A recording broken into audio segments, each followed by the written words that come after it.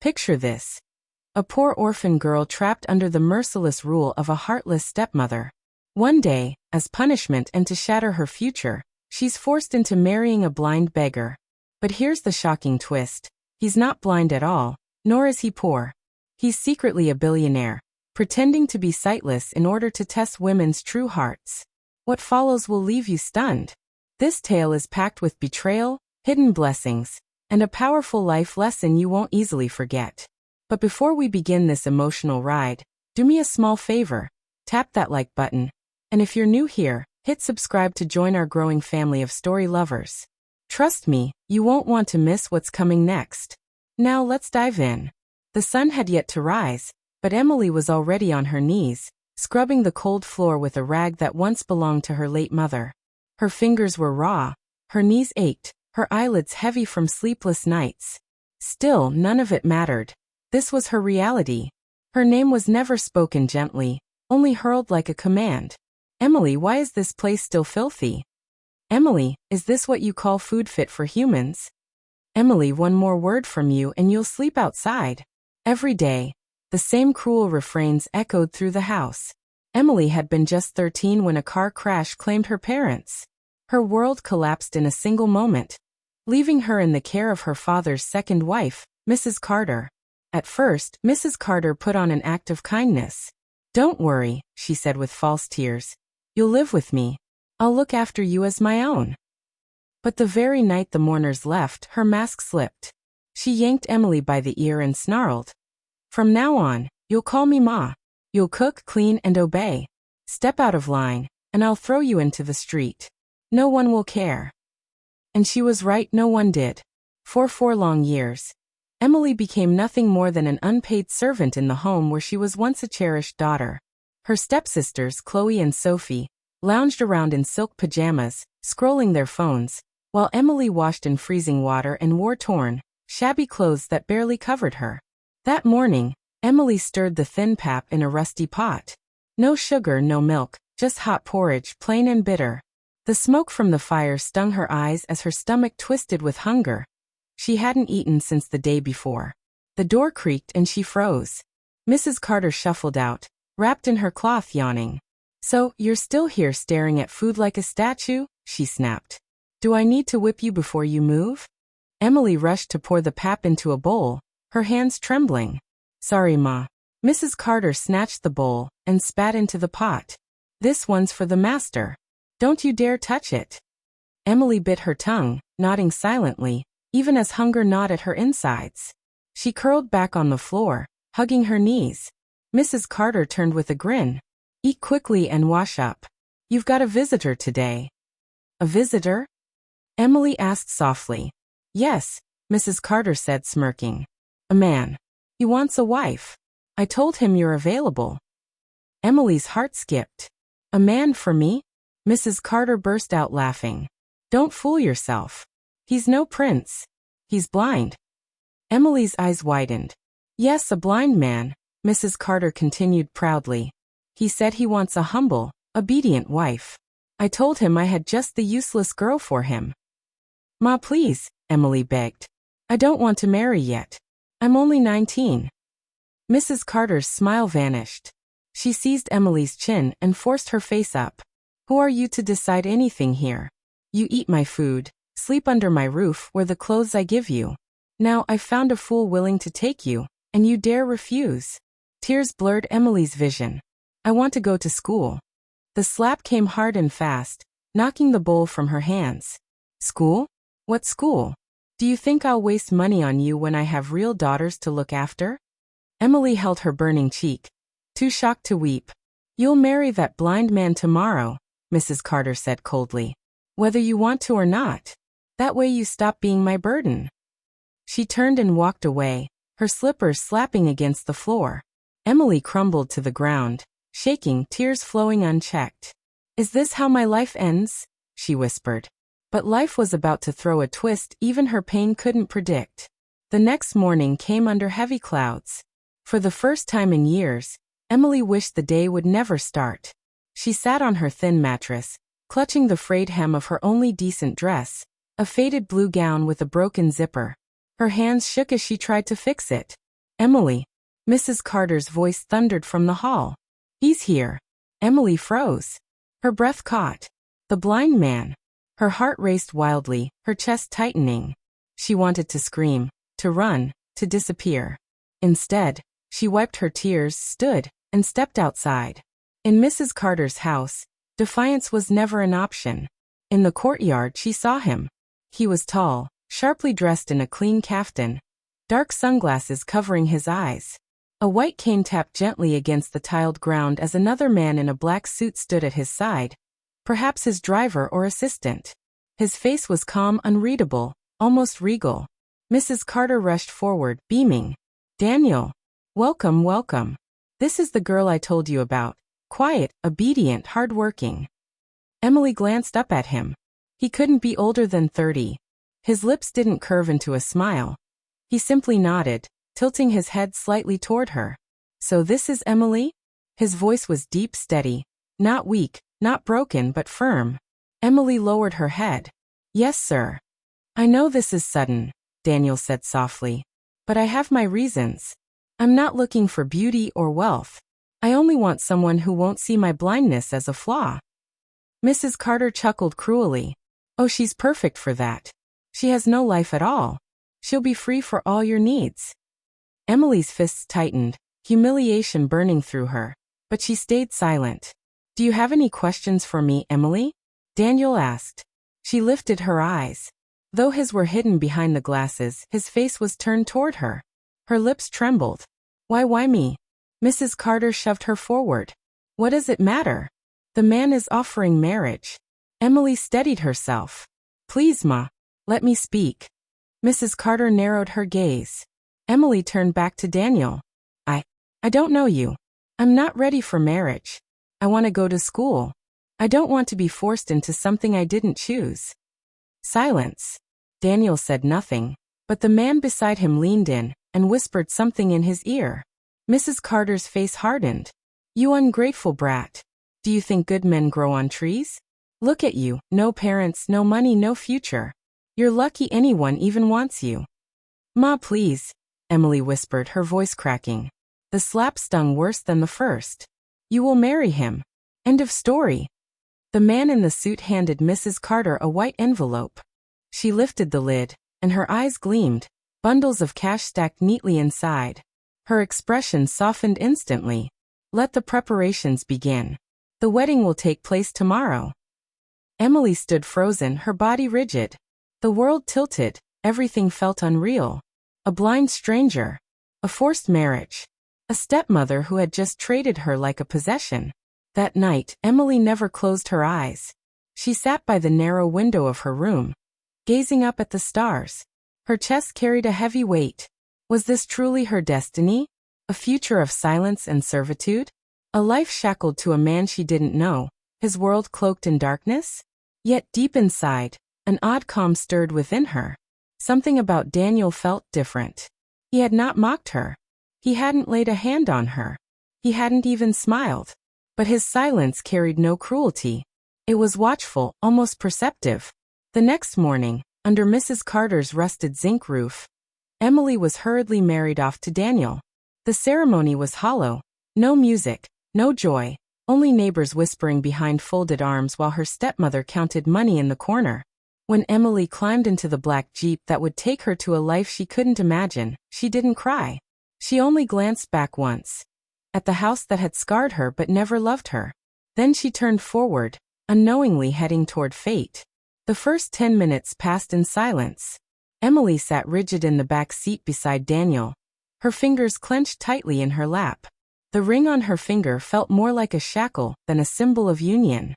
In the front seat sat Mark, Daniel's assistant, who occasionally studied them through the rear-view mirror. The car gleamed, spotless leather, a faint luxury scent, a dashboard screen glowing softly.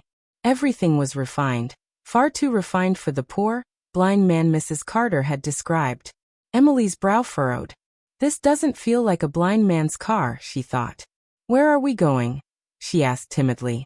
Daniel turned his face toward her, his dark glasses shielding his eyes. Home, he answered simply. Emily swallowed hard. And where is home? You'll see soon enough, he replied, his voice calm but layered with quiet mystery. The jeep veered off the crowded streets, entering a serene road lined with tall trees and modern streetlights. The chaos disappeared. No hawkers shouting, no potholes, no dust. She peered through the window. The houses grew larger, pristine compounds behind white fences, gates guarded by security, sprawling lawns and fountains. This was where the wealthy lived. Her confusion deepened. Are we dropping someone off? She asked cautiously. No, Daniel said. We've arrived. The car halted before towering black and gold gates, initials DB, engraved proudly in metal. Emily's breath caught. Her pulse quickened. A guard keyed in a code, and the gate swung open. Beyond it stretched a magnificent estate. Vast lawns, marble fountains with lion heads spouting water, exotic flowers in perfect rows. At the end of a long driveway rose a mansion that looked like something from a dream. Grand pillars, sweeping balconies, and windows so wide she could see curtains swaying inside. She turned to Daniel, stunned. I thought you said you were blind. He gave a faint smile but said nothing. The car rolled forward until it stopped at the grand entrance. Guards stepped out to open the doors. Another man hurried forward to open Emily's side. When her sandals touched the polished tiles, her head spun. A woman in an apron curtsied. Welcome, madam. Madam. Emily echoed under her breath. Inside, the mansion left her speechless. A dazzling chandelier hung above velvet couches and glass tables. A spiral staircase wound upward, walls adorned with real paintings. The air smelled of vanilla and lavender. Emily trembled where she stood. Is this really your home? She asked shakily. Daniel reached up, removed his sunglasses, and revealed his eyes, bright, steady seeing. Emily gasped, stumbling back into a chair. Why, you can see perfectly well, he replied. And yes, this is my home. I don't understand. Daniel walked closer, his voice even. I pretended to be blind to test hearts. In a world where wealth blinds people, I needed to know who would treat me with decency if they thought I had nothing. Tears spilled down Emily's cheeks. But why me? You never smiled at me. You never flattered me. Exactly, he said gently. You didn't fake kindness. You didn't try to impress me. You carried dignity, even in your brokenness. That told me all I needed. Overwhelmed, Emily covered her face. This wasn't a curse. It was a blessing. You're not just my husband, she whispered. You're a billionaire. Daniel Brooks, he said, extending his hand. Owner of Brooks Holdings. But to you, I am only your husband, and you, Emily, are my treasure. Emily took his hand, trembling, but for the first time in years, she felt seen. Truly seen, not as a burden, not as a mistake, but as a woman worthy of love. 3 days later, Mrs. Carter was still rejoicing. Lounging under the mango tree, sipping malt from a plastic chair, she bragged to every passerby. At least I've done my duty. That blind man will humble her. All her foolish dreams of school finished. Her daughters Chloe and Sophie sat nearby, painting their nails. Mommy, can you imagine Emily feeding him, cleaning him, bathing him? Chloe snickered. She deserves it, Sophie added with a smirk. Mrs. Carter grinned wickedly. Let her suffer a little. I could have thrown her out long ago, but I let her stay. Now she's married off and gone. Thank God. Just then, a sleek black Mercedes glided to a stop in front of their gate. Silence fell. That kind of car never entered their neighborhood. The door opened, and a sharply dressed man stepped out, carrying a gold envelope. He walked straight toward Mrs. Carter. Good afternoon, madam, he said with a polite bow. Special delivery from Mr. and Mrs. Brooks. Mrs. Carter blinked. Brooks? Who's that? Your daughter and her husband, the man replied. Emily and Mr. Daniel Brooks. With trembling hands, she tore open the envelope. Inside was a thick, glossy invitation card edged in gold. The words gleamed. You are cordially invited to the housewarming dinner at Brooks Estate, hosted by Mr. Daniel Brooks and his beloved wife, Emily Brooks. And beneath the text was a photo. Mrs. Carter's breath caught. Emily, no longer in rags, no longer barefoot, but radiant in an emerald gown that flowed to the ground, diamonds glittering at her neck. She stood beside Daniel, his sunglasses gone, eyes wide open and clear. Another picture revealed the Grand DB estate gate. A third captured Emily, glowing with laughter, standing on a marble balcony above a sparkling fountain. Mrs. Carter's hands shook, her lips moving without sound. Neighbors crowded closer. "Madam, what's inside?" one asked. She tried to shield the photo, but too late, someone grabbed it. The crowd gasped. Silence pressed heavy in the air. "She married a billionaire," a neighbor whispered. "Wait, he's not blind," another exclaimed. "But you told us he was completely blind." Mama Coo shouted from across the street. Mrs. Carter stumbled backward, clutching the invitation. No, this must be a lie." Chloe snatched the photo, eyes wide. "Mommy, look at that house, that dress. Emily is rich." Sophie's jaw dropped. "You said he was poor." Finally, Mrs. Carter's voice tore out in a shriek. "Lies. This is sorcery, she bewitched him." The neighbors erupted in whispers, laughter, and jeers. "This is justice," someone yelled. "She suffered like a slave in your house, never even ate 3 times a day," another woman said. "Now see what God has done for her." Mrs. Carter collapsed to her knees, clawing at her wrapper. "Stand up, Mommy," Chloe hissed, humiliated. But Mrs. Carter no longer cared. "How can Emily live like a queen while I sit here like a fool?" A neighbor clapped. "You forced her into marriage thinking it would ruin her. Instead, it lifted her higher." Mrs. Carter stared at the photographs, her eyes burning. Emily, her housemaid, her punching bag, the girl she crushed into nothing, was now Mrs. Brooks, wife of a billionaire. Without knowing, she had handed her into royalty. Mrs. Carter ate nothing that day or the next. Gossip swept through the village like fire. From that day on, respect for her was gone. Meanwhile, Emily stood quietly on the Brooks estate balcony, wrapped in silk, arms folded against the evening breeze. Below, the fountain glowed golden under the night sky. It all felt unreal, like a dream refusing to end. She was no longer scrubbing floors, no longer beaten for speaking, no longer silenced. She was free, yet inside doubt whispered, "Will this last?" Behind her, Daniel approached gently. "You're always out here," he murmured. She turned with a faint smile. "It's the only place I still feel awake." "You think this is just a dream?" he asked. "I think," she hesitated. "Maybe I don't deserve it." His brow creased. "Why would you say that?" Tears welled in her eyes. "Because I'm not refined. I didn't grow up in wealth. I've served people my whole life. I don't know how to be this." Daniel took her hand softly. "Emily, I didn't marry status. I married a soul." She looked up at him, startled. "I could have chosen anyone," he continued. "But I wanted truth. You didn't pretend, you didn't flatter, you didn't play games. You were raw, wounded, and real. And that's the rarest kind of beauty." She tried to speak, but her voice broke. "I watched you long before stepping into your life," he confessed. "I sent Mark to your street weeks ahead. He told me you gave your last piece of yam to a beggar. You shielded your stepsister when she broke Mrs. Carter's mirror. Even while abused, you stayed kind. That's when I knew you're pure gold." Emily sobbed quietly. This time, her tears weren't from pain, but from healing. "I want you to go back to school," Daniel said. "Finish your education. Study whatever you want. I'll take care of everything. You'll live the life they swore you didn't deserve." She stared at him in disbelief. "Why are you so good to me?" "Because once, when I was lost, someone rescued me. I promised God I'd do the same when I found someone worthy." Emily threw her arms around him. For the first time in years, she felt love without conditions. Back in the village, Mrs. Carter's house grew silent. No more boasts, no more visitors.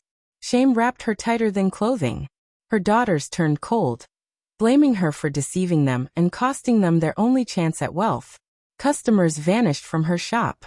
Everywhere she went, whispers followed. "Blind in-law, blind in-law."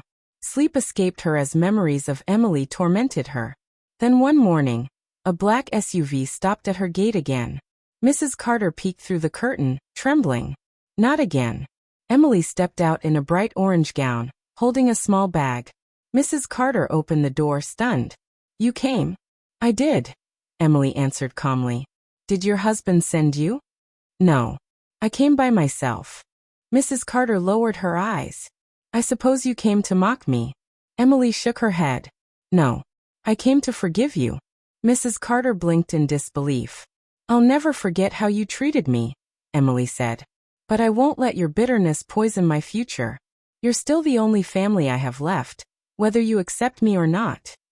Mrs. Carter's lips trembled as she sank to the floor, weeping. I didn't know, Emily. I was tired, angry, poor. I treated you like dirt, and now you shine brighter than us all. Emily nodded. And now you see how God raises those we despise. She placed the bag in Mrs. Carter's hands. Inside was money. Not much. Just enough to keep your shop, and maybe to learn kindness. Then she turned and walked back to the car. Mrs. Carter cried, not only from shame, but from the mercy she never expected. That night, Emily curled into Daniel's arms, her heart at peace. Once beaten, silenced, and cast aside, she was now loved, valued, and truly seen. Not because she fought for riches, but because she never lost her soul. That was her real inheritance. If you enjoyed this story, don't forget to like, comment, and subscribe. It means so much to us.